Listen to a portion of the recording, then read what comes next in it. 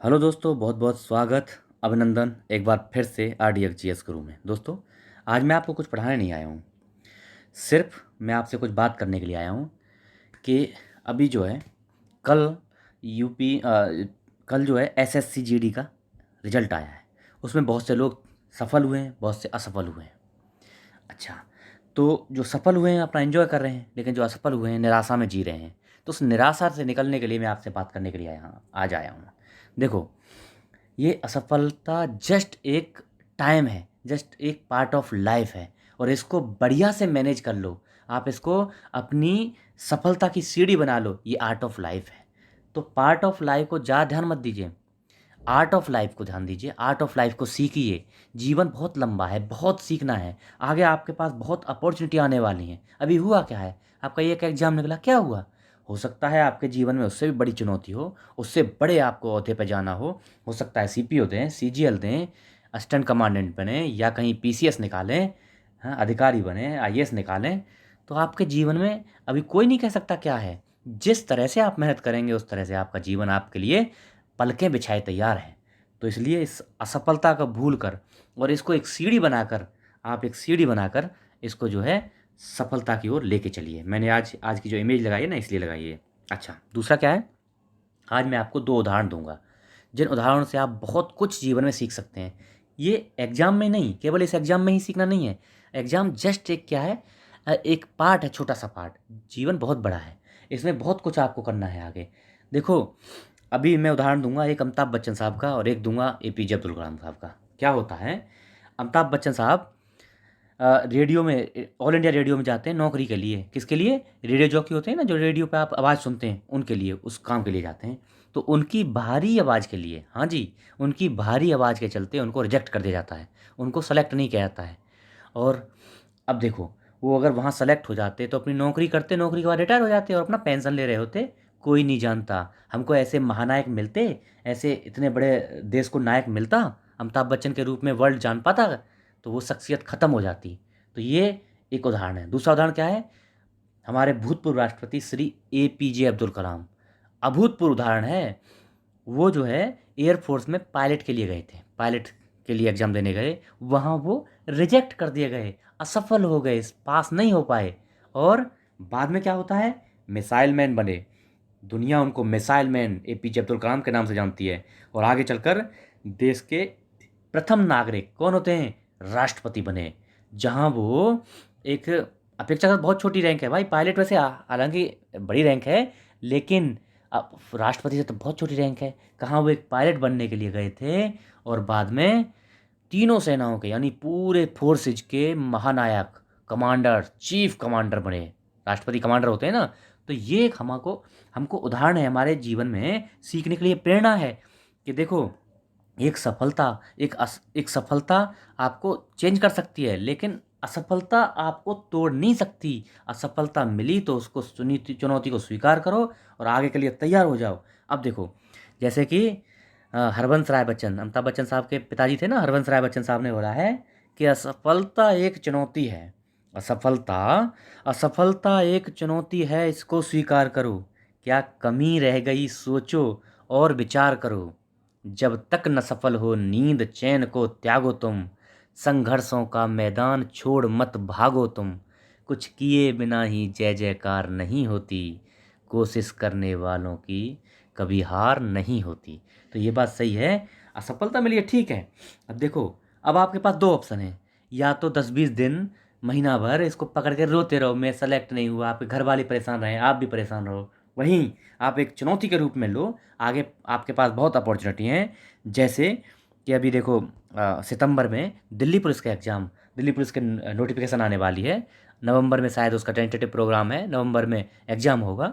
तो उसको चैलेंज लो। UP police की वैकेंसी आने वाली है, SSC की आगे वैकेंसी आएंगी, और भी जीवन में बहुत एग्ज़ाम आएंगे, बहुत कुछ अपॉर्चुनिटी मिलेंगी आपको।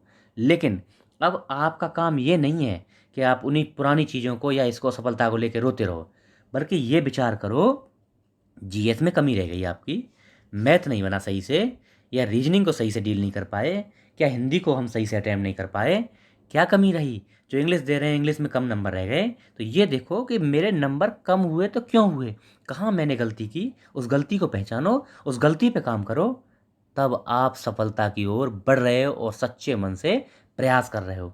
जैसे गीता में श्री कृष्ण ने कहा है ना, निष्काम कर्म, निष्काम कर्म योग को करना है, निष्काम कर्म की भावना रखनी है। मतलब ज़्यादा सोचना नहीं है, अपना जो काम है ना उसको करते रहना है, उसके लक्ष्य के प्रति अपनी जो दृढ़ निश्चय है उसको करते रहना है, उसके प्रति लगे रहना है और अनवरत लगे रहना है, लगातार लगे रहना है, जब तक कि सफलता आपके कदम न चूम ले। और एक दिन आएगा, निश्चित है। मैं इसका उदाहरण हूँ, मैंने ये सब फेज झेले हैं, मैं इसलिए आपको बता रहा हूँ। मैं जो है ये सब झेल इन सब चरणों से निकला हूँ। और आपका एक दो असफलता होगी, मैंने कितनी असफलताएं ली हैं, कभी शेयर करेंगे, मौका मिलेगा। एक प्लान है कुछ जीवन में, अगर वो प्लान सक्सेस होगा तो उसके बाद कभी शेयर करेंगे। चलो वो तो आगे की बात है। तो यहाँ कमियों पर अपना काम करिए और आगे तैयार हो जाइए, अगले लक्ष्य की ओर प्रेरित होइए, उस लक्ष्य की ओर दृढ़ संकल्पित होइए और अपने कदम बढ़ा दीजिए आगे, ठीक है। तो इसी तरह से मैं आशा करता हूँ आप लोग मेहनत करेंगे और अगले एग्जाम के लिए देखो, किसी भी एग्जाम में 100% करने की ज़रूरत नहीं होती है और ना ही कोई 100% कर सकता है, निश्चित है ये, और ज़रूरत भी नहीं है भाई। सबसे ज़्यादा इम्पोर्टेंट ये होता है किसी भी एग्ज़ाम में, इम्पोर्टेंट ये नहीं होता कि आप क्या पढ़ें, उस इम्पोर्टेंट हालांकि ये भी है लेकिन कम इम्पोर्टेंट है।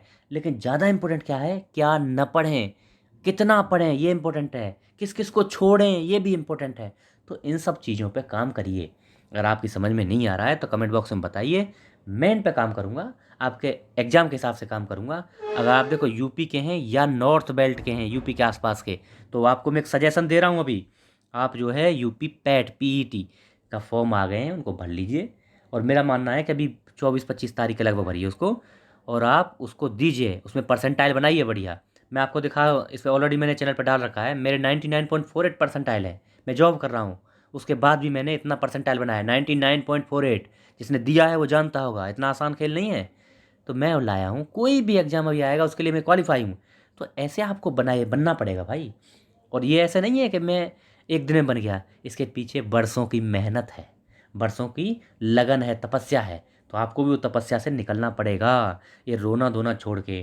अब मैं आपको बता रहा हूँ ना, आपको ख़राब लगेगा, आप रोते रहो, रोते रहोगे तो अगला एग्ज़ाम भी ख़राब हो जाएगा। ऐसे कभी भी कोई भी एग्ज़ाम, या ये तो जस्ट एक आपकी नौकरी का एग्ज़ाम है, जीवन के एग्ज़ाम भी हैं, जीवन पर्यंत चलते रहना है।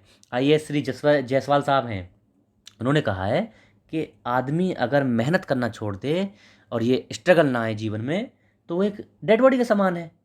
तो इन चीज़ों को समझिए, प्रयासरत रहना है जीवन पर्यंत, ये नहीं है नौकरी मिल गई उसके बाद बैठ जाना है। अच्छा, जिनको एसएससी जीडी क्वालिफाई हो गया है, उनको अगर आगे बढ़ना है वो क्या कर सकते हैं, क्योंकि मैं ये किया हुआ हूँ, तो मैं आपको बता सकता हूँ किस तरह से आगे आगे बढ़ सकते हैं, अपॉर्चुनिटी क्या क्या है। फोर्सेज में, आप फोर्स में रह के आप क्या कर सकते हैं, फोर्स से बाहर क्या कर सकते हैं, कैसे परमिशन लेनी होती है, सब कुछ मैं बता दूंगा, आप कमेंट बॉक्स में बताना। और ये रोना धोना छोड़ के तैयार हो जाइए अगले लक्ष्य की ओर, बस 100% देना है अपना।